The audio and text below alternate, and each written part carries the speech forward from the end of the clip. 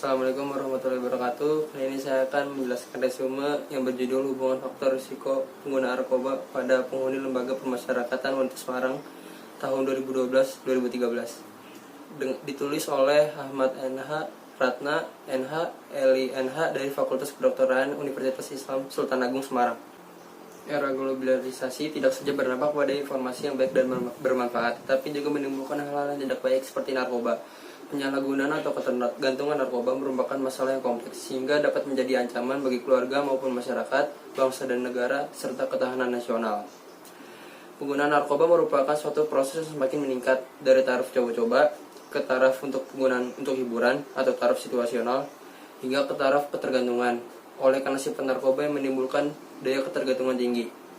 Hasil penelitian Badan Narkotika Nasional pada tahun 2004 menunjukkan bahwa jumlah penyalahguna narkoba sebesar 1,5% dari 3,2 juta orang. Sebagian besar mereka adalah orang dewasa, muda, dan tergolong masih remaja. Faktor risiko penggunaan narkoba sangat bervariasi dan berbeda-beda antara orang yang satu dengan yang lainnya, dan biasanya akibat interaksi beberapa faktor. Secara garis besar terdapat 3 faktor yang saling memengaruhi dalam penyalahgunaan narkoba, seperti faktor individu, faktor lingkungan, dan faktor narkoba itu sendiri.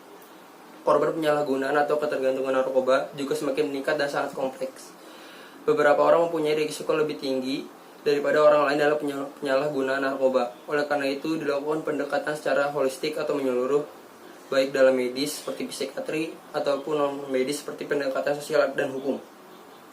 Penelitian analitik observasional ini dilakukan dengan rancangan cross-seksional dilakukan di Lembaga Permasyarakatan Wanita Semarang yang dihuni oleh 273 orang narapidana. Responden yang digunakan adalah para penghuni Lembaga Permasyarakatan Wanita yang divonis hukuman kurungan akibat kasus narkoba. Responden dalam penelitian ini adalah seluruh narapidana kasus narkoba.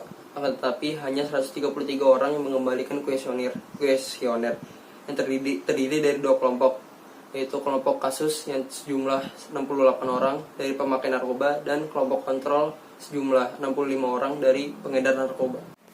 Tabel 1 merupakan karakteristik responden berdasarkan agama dan alamat.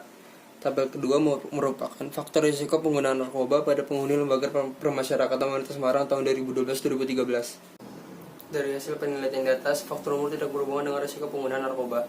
Sebagian besar 57,8% penghuni Lembaga Permasyarakatan Wanita Semarang kelompok kasus pendidikan SLTA atau MA.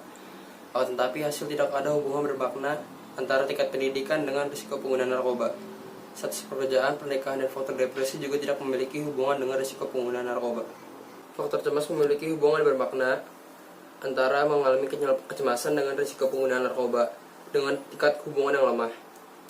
Pengetahuan tentang narkoba, bahaya narkoba, dan juga keinginan mendapatkan narkoba juga tidak memiliki hubungan dengan risiko penggunaan narkoba. Faktor lingkungan sosial seperti ketaatan ibadah juga tidak memiliki hubungan dengan risiko penggunaan narkoba.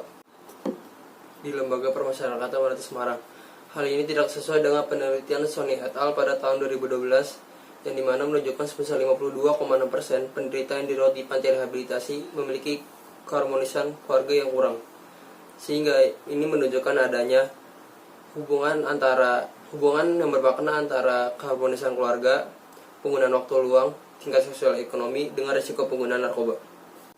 Jadi kesimpulannya adalah faktor kecemasan merupakan faktor risiko penggunaan narkoba dengan tingkat hubungan yang lemah.